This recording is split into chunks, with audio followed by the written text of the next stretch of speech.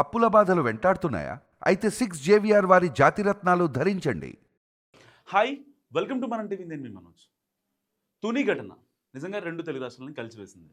ఇప్పుడు నారాయణరావు అనే వ్యక్తి ఎలా చనిపోయాడు అన్న దానిపై ఇప్పుడు కాన్స్పిరసీ కుట్ర ఎందుకు అని అన్నానంటే, చనిపోయిన నారాయణరావు వాళ్ళ కొడుకు కూతురు మాట్లాడేది ఏంటి?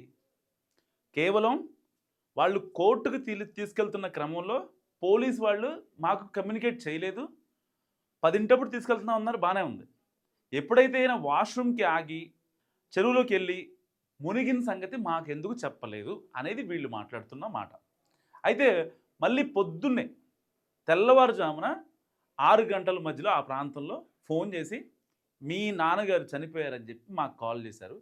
మరి చెరువులో పడిపోయి మధ్యలో ఇంత జరిగినప్పుడు గాలింపు చేపట్టారు, పోలీసు వాళ్ళు కూడా దిగారు, దూకారు చెరువులోకి అన్న విషయం మాకెందుకు చెప్పలేదు అని వాళ్ళిద్దరూ అనడంతో ఇప్పుడు దీని వెనక ఏమన్నా కుట్ర ఉందా అన్న అనుమానాలు వ్యక్తమవుతున్న పరిస్థితి. సరే, ఏదేమైనా సరే ఇప్పుడు ప్రభుత్వం తీసుకున్న నిర్ణయం అని చెప్పి కొంతమంది, లేదు పోలీసులే చంపారు అని కొంతమంది, ఇలాంటి ఆరోపణల మధ్య నేను ఒక చిన్న కన్క్లూజన్ ఇచ్చే ప్రయత్నం చేస్తాను. ఫస్ట్గా చంద్రబాబు నాయుడు గారు మాట్లాడిన మాట, పోలీస్ సంస్మరణ దినం రోజున చంద్రబాబు నాయుడు గారు ఏం మాట్లాడారంటే, ఆడపిల్లలకి, మా ఆడబిడ్డలకి ఏమాత్రం ఇబ్బంది జరిగినా సరే పోలీసులు చట్టాలకి గౌరవించకుండా ఏమన్నా మీరు పిచ్చ వేషాలు వేస్తే దానికి ఇంపాక్ట్ వేరేలా ఉంటుందంటూ ఒక మెసేజ్ ఇచ్చిన సంఘటన. ఎవరైతే ఆకతాయిలు ఉంటారో, ఎవరైతే అమ్మాయిలు వేధించే వాళ్ళు ఉంటారో వాళ్ళకై ఈయన ఇచ్చిన ఒక మెసేజ్ అన్నమాట. సో ఆ బయటని ఇప్పుడు వైరల్ చేస్తూ, సోషల్ మీడియాలో వైరల్ చేస్తూ ప్రభుత్వమే పోలీసులతో చంపించింది అనే కుట్ర జరుగుతోంది ఇప్పుడు తెలుగు రాష్ట్రంలో. పర్టికులర్గా ఆయన మర్డర్ని చాలామంది యూజ్ చేసుకుంటున్నారు పొలిటికల్గా.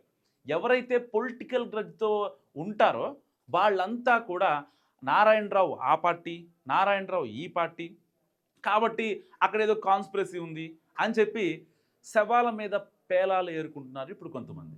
సరే, నిజంగా ఆ అమ్మాయికి ఏదైతే గురుకుల పాఠశాల నుంచి ఆ అమ్మాయిని బయటకు తీసుకొచ్చాడు, ఇప్పటికే 3 సార్లు దిగొచ్చారని చెప్పి గురుకుల పాఠశాలకు సంబంధించిన ప్రిన్సిపల్ కూడా చెప్తున్న పరిస్థితి. పోలీసులే నిర్ధారించారు, కాకినాడ డిఎస్పీ కావచ్చు, అక్కడ తుని ఎస్ఐ కావచ్చు, సిఐ కావచ్చు, వీళ్ళందరూ ఎవరైతే స్పాట్లో ఉన్న వాళ్ళంతా ఉన్నారో ఆయన మరణాన్ని ధృవీకరించారు, అఫీషియల్గా ఇన్ఫర్మేషన్ ఇచ్చారు. ఏమని? ఆయన పశ్చాత్తాపానికి గురయ్యాడు కాబట్టే ఆ లోపలికి వెళ్ళి చెరువులో డెప్త్ ఎక్కువ ఉండటం వల్ల చనిపోయాడు అని చెప్పి ఇప్పటిదాకా మనకు అందుతున్న సమాచారం. దీంట్లో ఏమాత్రం డౌట్ లేదు, డోకా లేదు. కానీ ఇక్కడ వాళ్ళ కొడుకు కూతురు మాట్లాడిన దానికి ఇప్పుడు చాలామంది శవాల మీద పేలాలు ఏరుతున్నారు. ఎలా అంటే, ప్రభుత్వం ఈ ఘటనపై సీరియస్గా ఉంది, సో దాని గురించి ఎక్కడ లేని సింపతి వాళ్ళ మీద పెడుతున్నారు. నిజంగా అక్కడ అత్యాచారం జరిగి ఆ వీడియో వైరల్ అయ్యి దాని తర్వాత కొన్ని కాన్సిక్వెన్సెస్ జరిగి ఏదైతే అందరూ మహిళా సంఘాలు వీళ్ళంతా రెస్పాండ్ అయిన తర్వాత ఈ కాన్సిక్వెన్సెస్ నచ్చక పోలీసులు అరెస్ట్ చేసిన తర్వాత పశ్చాత్తాపానికి గురయ్యాడు నారాయణరావు. దీంట్లో ఏమాత్రం డౌట్ లేదు. నారాయణరావు తుని పోలీస్ స్టేషన్ దగ్గర కూడా చాలా హుందాగానే నడుచుకున్నాడంట.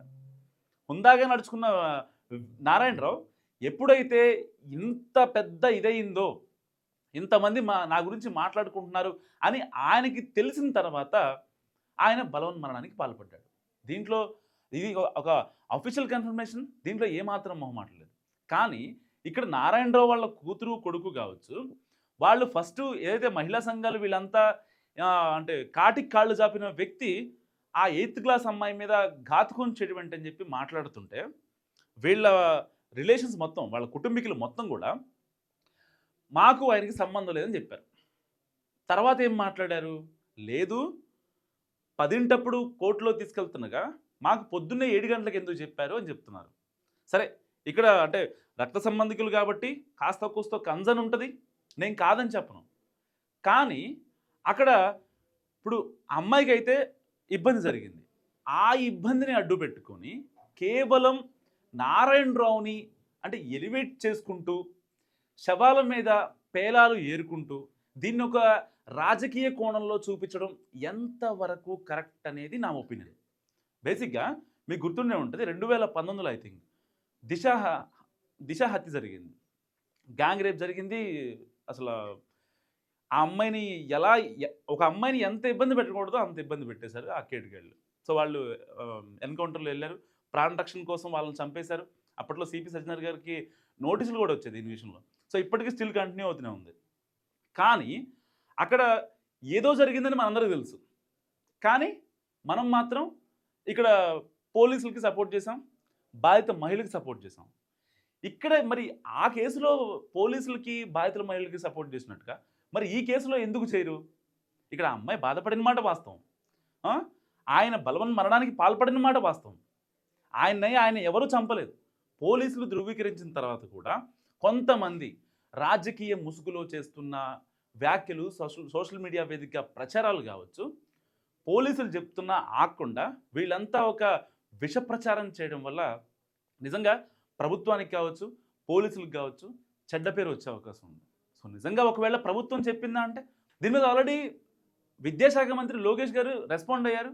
సో గురుకుల పాఠశాలలో ఏదైతే ఆ సేఫ్టీ మెజర్మెంట్స్ కొంచెం ఇంప్రూవ్ చేయాలి, ఎవరిని పడితే వాళ్ళు వస్తే పిల్లల్ని పంపించడం కుదరదు, సో ఇలాంటి పనులు ఇంకొకసారి రిపీట్ కాకూడదంటూ ఆయన సీరియస్ అయ్యారు.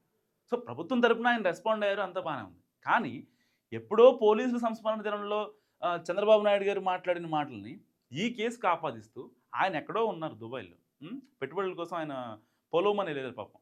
ఆయన మాట్లాడిన మాటల్ని ఇప్పుడు దీనికి సింక్ చేస్తూ కావాలనే చేశారు, దీంట్లో కాన్స్పిరసీ ఉంది అని అసలు అనడం ఎంతవరకు కరెక్టు? పశ్చాత్తాపానికి మించిన ప్రాయచిత్తం లేదు. నిజంగా ఆయన పశ్చాత్తాపడ్డాడు, ఆయనలో స్పష్టంగా కనిపిస్తుంది అది. ఈవెన్ వాళ్ళ కొడుకు కూతురే అన్నారు, మా నాన్నని చంపడం కరెక్టే, ఇబ్బంది ఏమి లేదు, మేము దాన్ని యాక్సెప్ట్ చేస్తాం, కానీ మాకు పోలీసులు చెప్పలేదంతే అని చెప్పి చిన్న అనుమానం వ్యక్తం చేశారు. ఆ చిన్న అనుమానం వ్యక్తం చేసిన పాపానికి సోషల్ మీడియాలో తెగ రెచ్చిపోతున్నారు కొంతమంది. ఆ అమ్మాయిని ఆ నారాయణరావుని ప్రభుత్వం చంపింది, ఆ నారాయణరావుని పోలీసులు చంపారు, ఎంతవరకు కరెక్ట్? అసలు స్పాట్లో ఉన్నది పోలీసు వాళ్ళు అఫీషియల్ కన్ఫర్మేషన్ ఇచ్చారు. ఆయన మూత్ర విసర్జన కోసం ఆగాడు, దాని తర్వాత జరిగిన పరిణామాలు కావచ్చు అన్నీ కూడా పోలీసులు డిఎస్పీ హరిప్రసాద్ చాలా క్లారిటీ ఇచ్చారు, అఫీషియల్ కన్ఫర్మేషన్ ఇచ్చారు. అయినా సరే ఈ సోషల్ మీడియాలో ఈ ప్రచారాలు నాకు అర్థం కావట్లేదు. సో నిజంగా బాధిత మహిళకి వెళ్ళి నిలబడాలి అంటే ఆ అమ్మాయికి ఏదైనా సహాయం చేయండి. ఆ అమ్మాయికి తండ్రి లేడు, తల్లి లేదు. సో ఎవరో ఆ నానమ్మ వాళ్ళ తాతయ్య వాళ్ళిద్దరూ ఆ అమ్మాయిని చూసుకుంటున్నారు. సో గురుకుల పాఠశాలలో చదువుకుంటుంది, దూరాభారం ఎందుకని చెప్పి అక్కడే చదివిస్తే అమ్మాయి 10th వరకు మంచిగా చదువుకుంటుంది. దాని తర్వాత ఇక పెళ్లి చేయడమా లేకపోతే ఇంకోటని వాళ్ళ తాతయ్య వాళ్ళ నానమ్మ అనుకుంటున్నారు. ఏమన్నా సపోర్ట్ ఉంటే ఆ బాధిత మహిళకి చేయాలి, కానీ ఈ సోషల్ మీడియాలో విష ప్రచారాలు ఎందుకు? సో ఈ అనాలిసిస్ గురించి మీరేమనుకుంటున్నారు? మస్తుగా కామెంట్ చేయండి. చూస్తూనే ఉండండి మనం టీవీ.